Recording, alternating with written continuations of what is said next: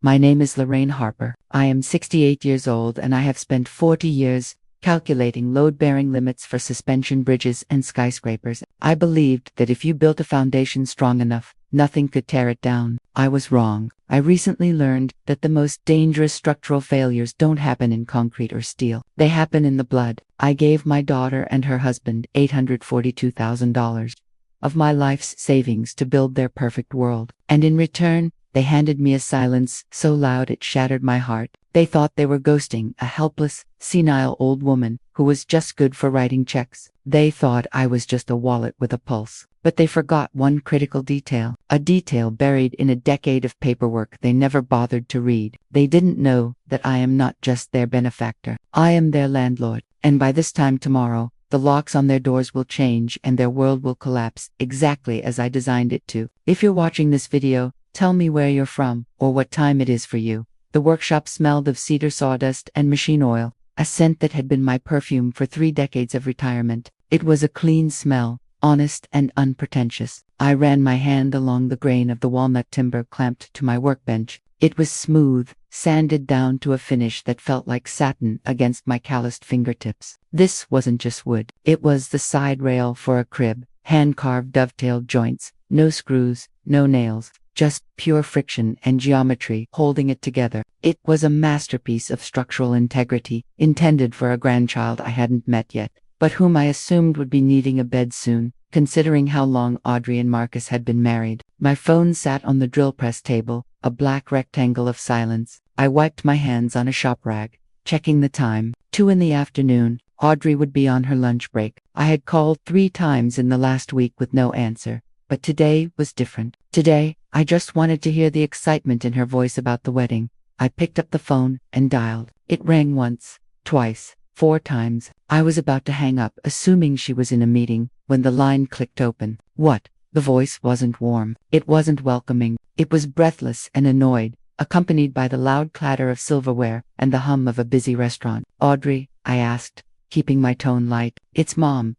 I didn't catch you at a bad time, did I? I'm at lunch, Mom, she snapped, with clients. It's really busy. Is this an emergency? Is the house burning down? No emergency, I said, leaning back against the workbench. I hadn't heard from you in a while. I wanted to see how the final preparations were going. The big day is coming up fast, isn't it? I've got my dress pressed and ready. There was a pause on the line, a long heavy pause that felt heavier than the oak beam sitting in the corner of my shop. I heard her sigh, a sharp exhalation of pure irritation. Mom, she said, her voice dropping to a harsh whisper. The wedding? Seriously? Well, yes, I chuckled nervously. It's next Saturday, isn't it? The 16th. I wanted to make sure I had the time right for the ceremony. Mom, she cut me off, her tone dripping with a strange mixture of pity and annoyance. The wedding was last weekend.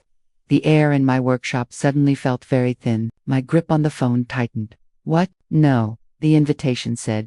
We changed it, she said, rushing the words. It was a last-minute decision. Marcus was stressed. I was stressed. We just decided to do a small thing. A micro-wedding. You know, just close people. Very intimate. We didn't want to drag you out and make a fuss. Just close people, I repeated, the words tasting like ash in my mouth. Audrey, I'm your mother. Who is closer than your mother? It's complicated, Mom, she hissed. Look, Marcus's parents were in town, and his business partners. It was more of a networking thing in the end. It wasn't a family thing. You wouldn't have liked it anyway. It was loud. The music was terrible. We did you a favor. A favor. I whispered. Yes. Look, I have to go. My risotto is getting cold and Marcus is waving at me. We'll come by sometime next month, okay? We can look at photos. But the line went dead. I stood there in the silence of my sanctuary, the phone still pressed to my ear. I looked at the walnut crib rail. I looked at the curve I had spent 40 hours perfecting. I looked at the empty space in the room where I had imagined my grandchild sleeping. She hadn't just forgotten to invite me. She had actively excluded me. Marcus's parents were there. Business partners were there. But the woman who had paid for the venue, the catering, the dress, and the flowers was considered too much of a fuss. I set the phone down on the workbench. I didn't scream. I didn't throw a chisel across the room. I simply turned off the lights,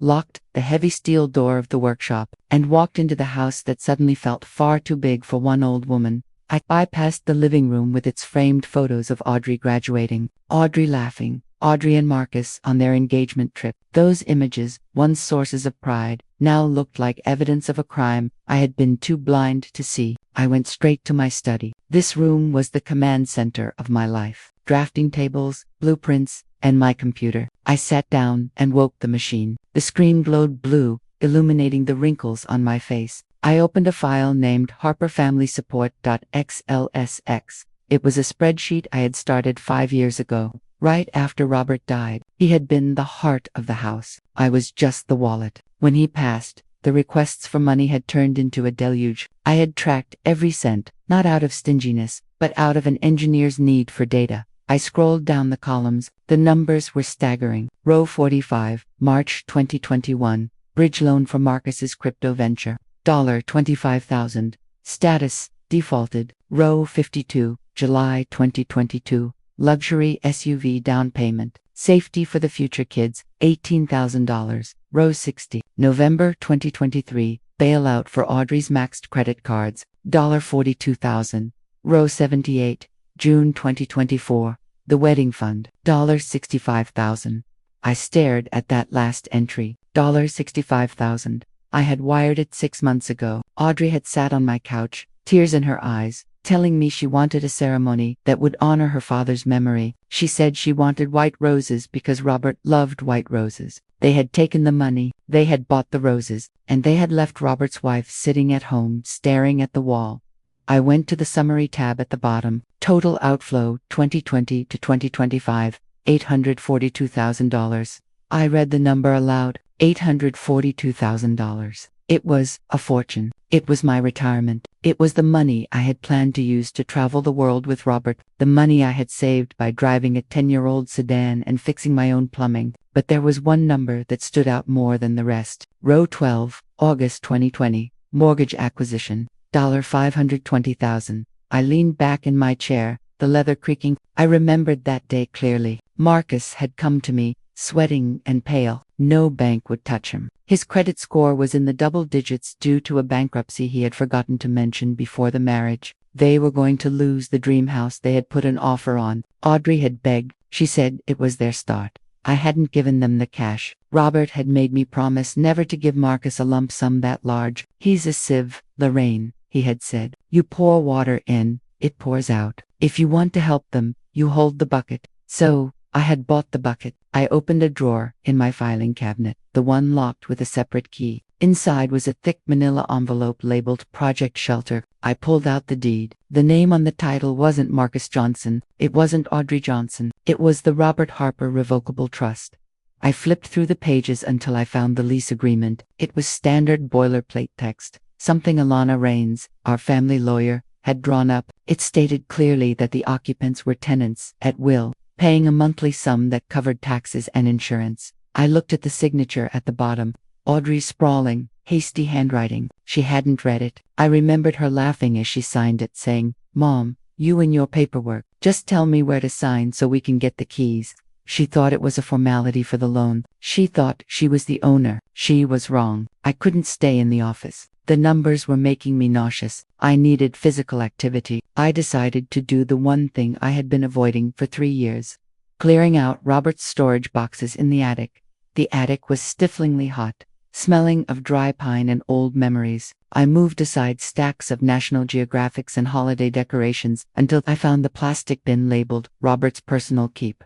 I sat on the floorboards, my knees popping, and pried off the lid. Inside were the artifacts of the man I had loved for 45 years. His silk ties, his reading glasses, and right on top, a leather-bound journal. I picked it up. The leather was soft, worn down by his hands. I hadn't been able to bring myself to read it before. It felt like an invasion of privacy, even after death. But today, I felt desperate for his voice. I opened it to the bookmark. The entry was dated 2 months before he died. His handwriting, usually perfect and precise, was shaky. The cancer had been aggressive by then.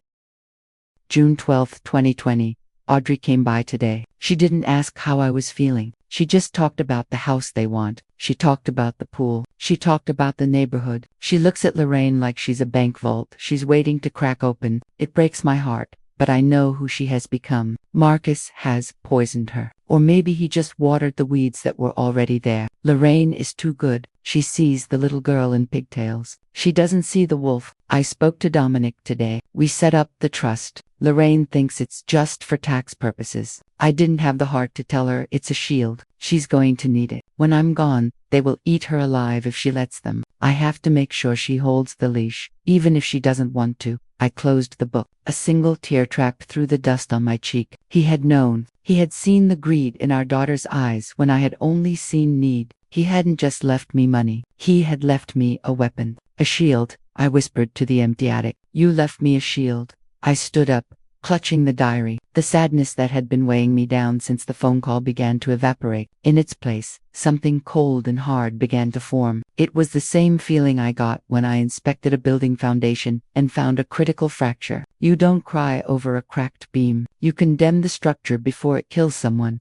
I pulled my phone out and scrolled through the contacts until I found the number for Rains and Chang, attorneys at law. I pressed call. Rains and Chang, how may I direct your call? This is Lorraine Harper, I said, my voice steady for the first time all day. I need to speak to Alana. Tell her it's time to activate the Robert Protocol. The offices of Rains and Chang were on the top floor of a glass tower in downtown Detroit, overlooking the Renaissance Center and the river. Alana Rains was waiting for me in the conference room. She was nothing like her father, Dominic. Dominic had been a rumpled, soft-spoken man who smelled of pipe tobacco. Alana was all sharp angles, tailored suits, and terrifying competence. She stood up as I entered, offering a firm handshake. Lorraine, she said, I've been expecting this call for 2 years. You knew? I asked, sitting down at the long mahogany table. My father left me detailed instructions, she replied, opening a thick binder in front of her. He called it the break glass in case of emergency file. He said, you were a patient woman, but everyone has a breaking point.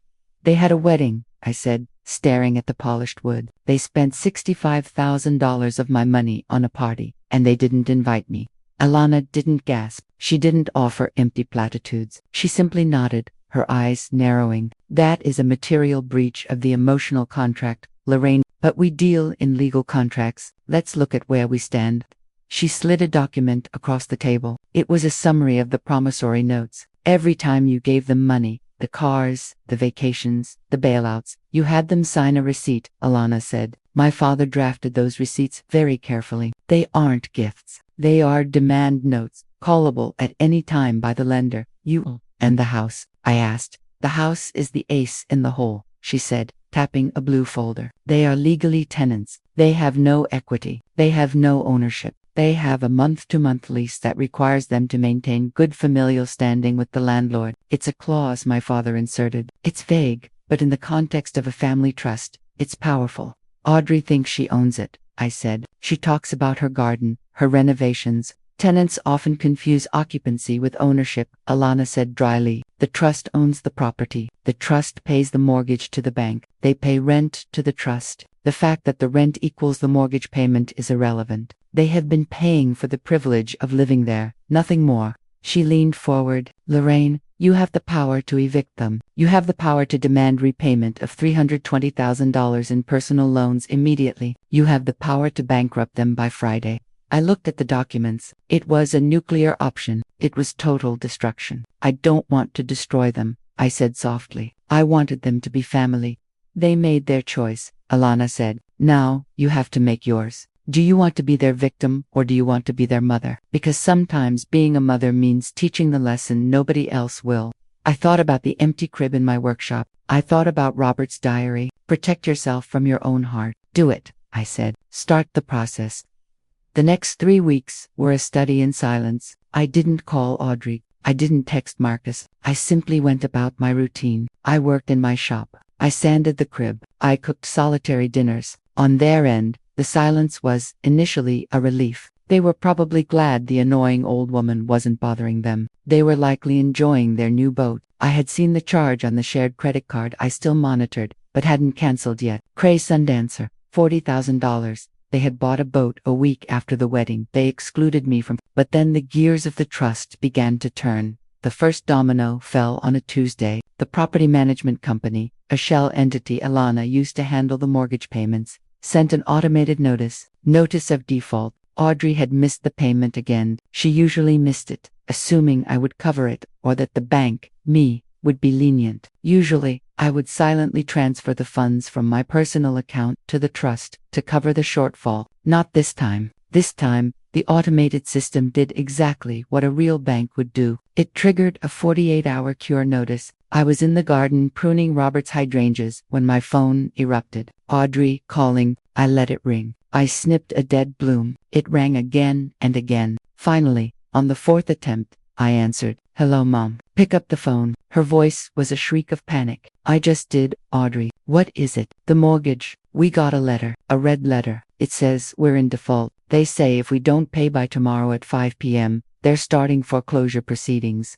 That sounds serious, I said calmly, examining a leaf for a serious. It's a disaster. Marcus says it must be a mistake. We paid. Well, we almost paid. We were going to pay next week when his commission check clears. You have to call them. Call who? The bank. You know the people. You set it all up. Call them and tell them to back off. Tell them the check is coming. I can't do that, Audrey. What do you mean you can't? You always fix this. Just transfer the money like you usually do. We're a little short this month because of the wedding expenses. The audacity took my breath away. She was using the cost of the party I wasn't invited to as an excuse to borrow money from me to pay for the house I owned. The wedding expenses, I repeated. Right, the micro-wedding. Mom, stop being petty. This is our house. We could lose it. Well, I said, my voice hardening into steel. That's how mortgages work, Audrey. If you don't pay, you don't stay. Are you saying you're not going to help? Her voice dropped an octave into that dangerous, threatening tone she used when she didn't get her way. Mom, if we lose this house, you're never going to see us again. You're never going to see your future grandchildren. There it was. The ultimate card. The hostage negotiation. The family will handle it, I said cryptically. What does that mean? Are you sending the money? I said the family will handle it. Goodbye, Audrey.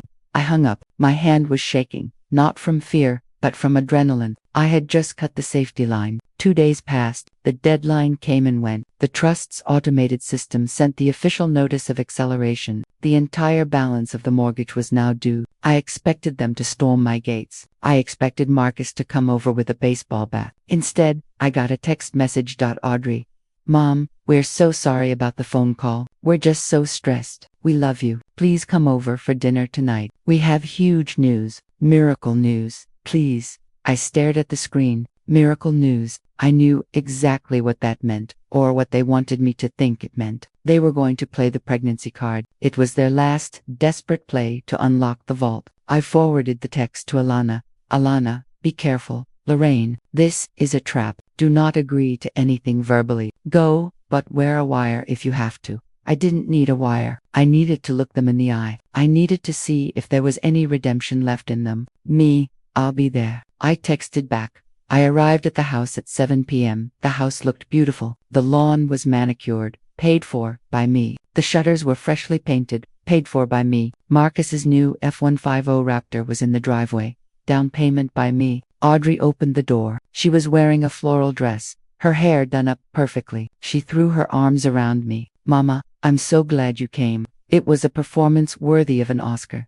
She ushered me into the dining room. The table was set with the good china, Robert's china, which I had given Audrey as a housewarming gift. Marcus was there pouring wine. He looked humbled, or at least he was acting the part. He shook my hand with both hands, pumping it enthusiastically. Lorraine, good to see you, Mom. Here, take the head of the table. They sat me down. They fed me steak and potatoes. They talked about the weather. They talked about sports. They avoided the elephant in the room, the foreclosure notice, until the dessert course. Audrey reached across the table and took my hand. Her eyes were shimmering with tears. Mom, the reason we were so stressed, the reason we've been so distant, it's because we've been trying, and we finally got good news. She looked at Marcus, who beamed. I'm pregnant, Mom, she whispered. You're going to be a grandmother. For a second, the earth stopped spinning. My heart flipped. This was it, the dream. A baby, a new life. Maybe I'd been too hard on them. Maybe the stress was real. Maybe this was a chance to start over. Really? I choked out. Audrey, that's wonderful. It's a miracle, Marcus said, leaning in. But Mom, the stress, the doctor says she needs absolute calm. And this house situation, this bank thing, It's killing her. It's putting the baby at risk. Audrey squeezed my hand. We just need this one thing fixed, Mama. If you can just pay off the arrears, we can refinance later. But we need $40,000 to stop the foreclosure. For the baby, please. I looked at her pleading eyes. I felt my resolve cracking. A grandchild.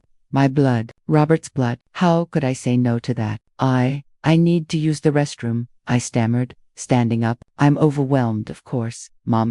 Audrey smiled. Take your time. I walked down the hallway to the guest bathroom. My mind was racing. I was ready to write the check. I was ready to surrender. But as I passed the home office, the room that used to be a nursery in my imagination, I saw the door was slightly ajar. A breeze from the open window blew a stack of papers off the desk onto the floor. I stepped in to pick them up. Habit. I was a tidy woman. I bent down and gathered the papers. My eyes scanned the top document. It wasn't a baby ultrasound. It wasn't a doctor's note. It was a bill of sale. Item, 2025 Mastercraft NXT-22 speedboat name. The Good Life price, $115,000 down payment, $40,000 date. Yesterday I froze. I looked at the date again.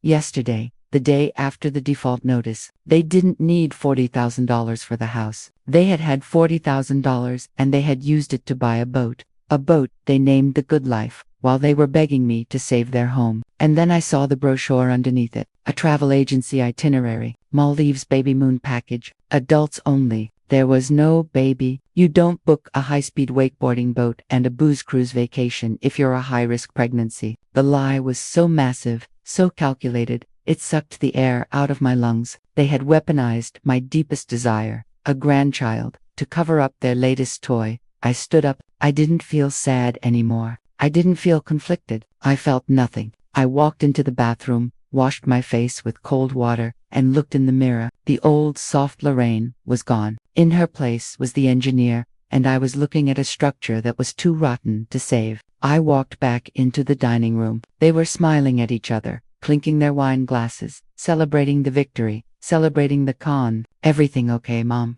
Audrey asked. Fine, I said. Just old bladders. I didn't sit down. I have to go, I said. What? But we haven't had cake, Marcus protested. And we need to talk about the transfer details. I'll handle the house, I said, just like I promised. Oh, thank God. Audrey exhaled, rubbing her flat stomach. You're the best, Mama. You really are. By the way, I said, pausing at the door, congratulations on the Good Life. Audrey froze. What, the Good Life? I repeated, staring specifically at Marcus. Great name. Hope it floats better than your finances. I walked out the door before they could respond. I heard Marcus's chair scrape against the floor, but I was already in my sedan. I peeled out of the driveway, leaving tire marks on the pavement I had paid for. 2 days later, the war turned physical. I was at the hardware store buying new locks, high security dead. I knew what was coming, and I intended to secure my property once the eviction was served. My phone buzzed. It was a notification from my home security system. Motion detected. Living room. I pulled up the camera feed. It was Marcus. He had broken the glass on the back door. He was stumbling around my living room holding a crowbar. He looked drunk. He was tearing books off the shelves, smashing vases. Where is it? I heard him scream at the empty room. Where's the damn book? He was looking for the ledger. He knew I kept a record. He thought if he destroyed the paper, he destroyed the debt. He was a child, thinking that if he closed his eyes, the monster would disappear. I didn't call the police. Not yet. I watched on the screen as he found the locked filing cabinet in my study. He pried it open with the crowbar, metal screeching against metal. He grabbed the Harper family support folder. He grabbed the black leather ledger. He stumbled to the fireplace, threw the books in, and lit a match. I watched the flames catch. I watched him laugh. A slurred, ugly sound. Burn, you old witch, he shouted. Try to collect now. He watched it burn to ash. Then he left, leaving my back door wide open. I drove home slowly. When I arrived, the house smelled of smoke and cheap whiskey. I looked at the ashes in the fireplace. Marcus thought he had won. He thought he had destroyed the evidence. I walked to my computer. I opened the cloud drive. File, Harper Family Support, digitized PDF, status uploaded 2 hours ago. Every receipt, every signature, every page of the ledger. I had scanned them all the day I met with Alana. Marcus hadn't destroyed the evidence. He had just added a felony charge to his resume. Burglary, arson, destruction of property. I had him on video. I saved the footage to a thumb drive. I put the thumb drive in my pocket. Checkmate, I whispered. The formal eviction notice was served the next morning by a process server. Along with it was a summons to a mandatory mediation meeting at Rains and Chang. They showed up at 10 a.m. on Friday. I was already seated at the head of the long table. Alana was to my right. Audrey and Marcus walked in. They looked terrible. Audrey's eyes were puffy. Marcus looked hungover and smug. He was wearing a suit that was too tight, trying to look intimidating. "This is harassment," Marcus announced, throwing his keys on the table. "You can't evict us. It's our house, and we know you don't have the paperwork to prove any debt, Lorraine. We know about the fire." He smirked at me. He was practically winking. "Please sit down," Alana said, her voice like ice. "We're not sitting," Audrey spat. "My mother is having a senile episode. She thinks we owe her money. She thinks she owns our home. Mom, stop this. It's embarrassing. I'm pregnant, for God's sake." "Drop the act, Audrey," I said. My voice was quiet, but it filled the room. "I saw the receipt for the master. I know about the Maldives." Audrey turned pale. Her mouth opened, but no sound came out. "And as for the paperwork," I said, turning to Marcus, "you're right. The physical ledger is gone. Someone broke into my house and burned it." Marcus crossed his arms, grinning. "Tragic. Sounds like you have no case." Alana pressed a button on her laptop. The large screen behind us flickered to life. A high-definition video began to play. It showed Marcus, clear as day, smashing the cabinet. It showed him lighting the fire. It showed him laughing. The grin slid off Marcus's face like sludge. That's deepfake," he stammered. "That's It's 4K security footage," Alana corrected, "and it's already been sent to the district attorney. But we can discuss the criminal charges later. Right now, let's talk about the debt." She clicked the next slide. It was a PDF of the signed receipt for the wedding money. "I, Audrey Johnson, acknowledge receipt of $65,000. Agreeing to terms of familial goodwill." "You digitized them," Marcus whispered. "I'm an engineer, Marcus," I said. "I believe in backups." Alana spent the next hour systematically dismantling their lives. She projected every receipt: the car, the crypto loan, the credit card bailout, total personal debt. Alana announced $322,000. "Due immediately under the acceleration clause triggered by your hostility and criminal actions against the lender." "We don't have that kind of money," Audrey shrieked. "You know we don't." "Then we take the assets," Alana said. "We will garnish wages. We will seize the truck. We will seize the boat, which, by the way, you purchased fraudulently while claiming insolvency." "And the house?" Marcus asked, his voice trembling. "You can't take the house. It's in the trust." "Exactly," Alana said. She pulled out the heavy binder. "The trust owns the house. You are tenants." She slid the lease agreement across the table, the one Audrey had signed without reading. "Clause 14, termination. The landlord, the trust, may terminate this tenancy immediately upon any criminal act committed by the tenant against the trustee, Lorraine Harper." Alana looked at Marcus. "Burglary and arson count as criminal acts, Mr. Johnson." You own it," Audrey whispered, looking at me with horror. "All this time, you were our landlord." "I was your safety net," I corrected her. "I bought the mortgage so the bank wouldn't foreclose on you 5 years ago. I kept a roof over your head while you bought toys and played pretend. I asked for nothing but respect, and you gave me nothing but lies." But the baby," Audrey cried, reverting to the lie. "You'd evict a pregnant woman." "There is no baby, Audrey," I said tiredly. "I saw the travel itinerary. Stop lying. Just stop." The room went silent. The truth hung heavy in the air. They were exposed, naked in their greed. "You're a monster," Audrey hissed. "How could you do this to your family? How could you ruin us?" I stood up slowly. I walked over to the window and looked out at the Detroit skyline, the Renaissance Center gleaming in the distance. "I didn't ruin you, Audrey," I said, turning back to face them. "I built a foundation for you. I poured everything I had into it, but you kept chipping away at the supports. You took out the rebar to sell for scrap. You mixed the concrete with sand to save money, and now gravity is doing what gravity always does." I looked at Marcus. "You have 24 hours to vacate the property. The locks will be changed tomorrow at noon. The police will be present to ensure you don't burn anything else down." "Mom, please," Audrey sobbed, the fight finally leaving her. "Where will we go?" "You have a boat," I said. It's named The Good Life, isn't it? Go live it." I nodded to Alana. "I'm done here. I walked out of the conference room. I didn't look back. I heard Audrey weeping, a sound that would have once torn me apart. Now it just sounded like the settling of a house that had finally collapsed. I took the elevator down to the lobby and stepped out into the cool autumn air. I felt lighter. The weight of the secret, the weight of the deception, the weight of trying to save people who didn't want to be saved. It was all gone.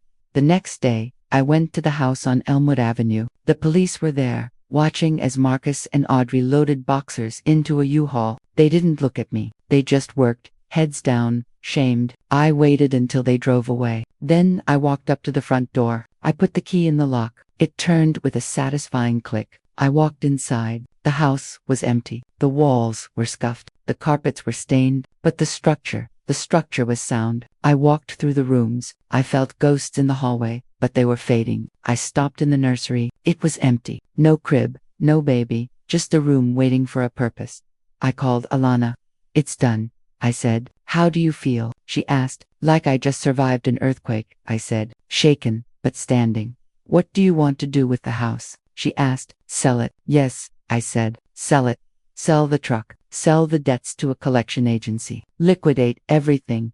And the money. Start a foundation," I said. "The Robert Harper Scholarship for girls who want to be engineers. Girls who don't have anyone to pay for their school. Priority to students attending Howard or Spelman." "I like that," Alana said. "Robert would have liked that."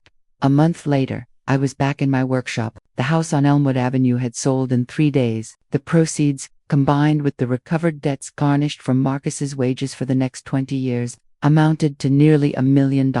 The scholarship fund was already accepting applications. I picked up a piece of sandpaper. The walnut crib was finished. It was beautiful. The varnish gleamed under the shop lights. I ran my hand over the rail. It was strong. It could hold the weight of a child. It could protect them. I wasn't going to be a grandmother. Not in the way I had thought. But somewhere there was a child who needed a bed. Somewhere there was a hospital ward with cheap plastic furniture. I loaded the crib into my sedan. I drove to the Children's Hospital of Michigan. I carried it into the donation center. The nurse looked at it, her eyes widening. "This is hand-carved," she asked. "It's beautiful." "Who is it for?" "It's for anyone who needs a safe place to sleep," I said. "Does it have a name?" she asked, running her hand over the headboard. "No," I said. "Just put it in the room with the best sunlight." I walked back out to my car. The sun was setting, painting the Detroit sky in shades of violet and gold, the river reflecting the last light of day. I took a deep breath. The air smelled of pine and rain. I was 68 years old. I was alone. I had lost my daughter to her own greed. But as I drove home down the road that I had helped design 30 years ago, I realized something. My foundation hadn't cracked. It had just been clearing the debris to build something better. I turned on the radio. I hummed along. I was finally, truly free. If this story resonated with you, leave a like and consider subscribing. You can also drop any comment below, even just one word. Maybe tell me where you're watching from, or what time it is right now. Sometimes one word is enough to say, "You were here."